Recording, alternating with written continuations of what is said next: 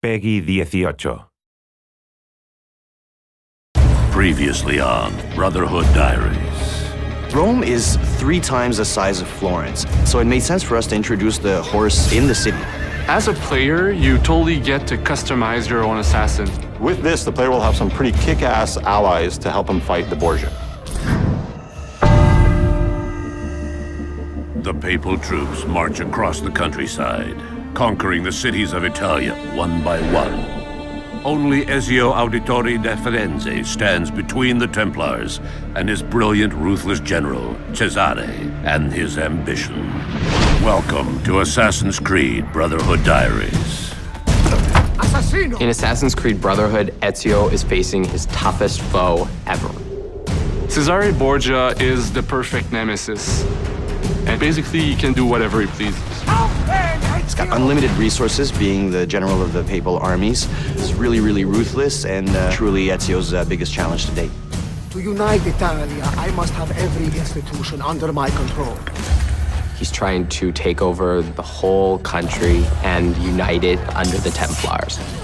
In Assassin's Creed Brotherhood, there's Cesare, who's your main target, but he's helped by 3 generals.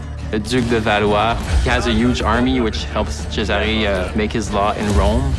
Juan Borgia, who is in charge of the money, so Cesare uses this money to wage his wars. And Micheletto, who is Cesare's personal assassin.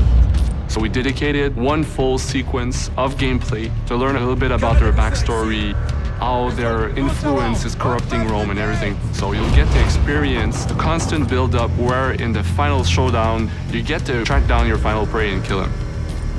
Well, it's a well-known fact that Leonardo da Vinci ends up working for Rodrigo Borgia. And one of the things that Rodrigo wants to do by taking over the world is build these fabulous war machines. And we created whole missions around them where you have to go find the plans, destroy them, get the machine. You actually get to use it and then destroy it so that the Borgias can't use these war machines in their fight. In AC2, we had what we call the secret locations. People really loved that, so we decided to bring them back in Assassin's Creed Brotherhood with a twist, of course. And once you find them, something interesting is going to happen.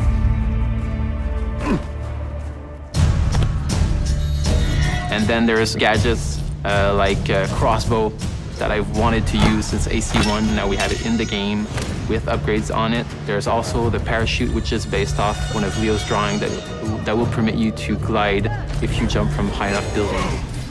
Our new strategy for combat in Assassin's Creed Brotherhood is to strike first and strike fast. We wanted to reward those that really had a more aggressive approach to it. We wanted the player to feel badass when he was performing these counter kills. So that became sort of the trademark of what the combat system is.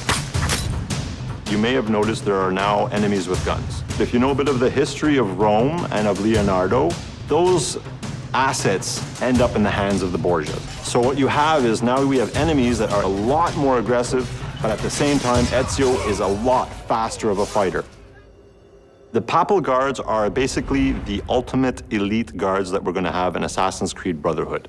Their sole purpose is to kill Ezio.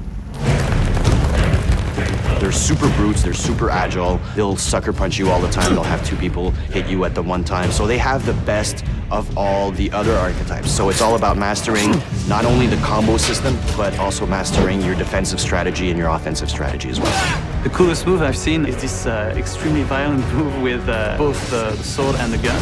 Once you have it in your hands, it's something unbelievable. It's really fast-paced, it's really visceral. Basically, you get to kill somebody with a sword, and then you get to shoot his head with a gun. That's pretty violent. Next on the Brotherhood Diaries. You're going to go to a harbor in Naples. You're going to experience an entire other country. You're going to get to go to Spain. Another really cool aspect of the multiplayer of Assassin's Creed Brotherhood is the fact that now that it's the person that you're chasing, it's a lot more unpredictable, and they're a lot smarter than any AI that you can ever make.